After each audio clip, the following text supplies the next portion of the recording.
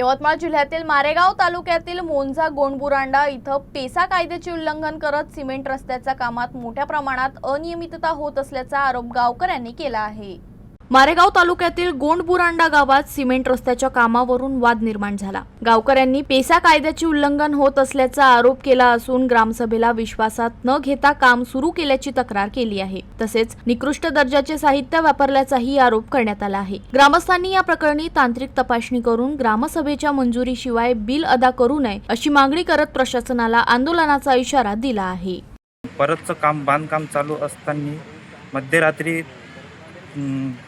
12-12:30ला काम चालू करतात आणि निकृष्टप्रमाणे असं त्या रोडचं काम चालू आहे। त्याच्याकडे कोणी दखल घेत नाही, न कोणी सरपंच येऊन पाहत नाही, कोणी उपसरपंच नाही आणि त्याच्यात ठेकेदार बी राहत नाही। मजूर वर्गाने काम करून घेतात आणि त्याच्यात कोणत्याही प्रकारचं लोहा बांधी नसतात। सिमेंट काँक्रीट हे सिमेंट रेती गिट्टी योग्य प्रमाणात वापरत नाही।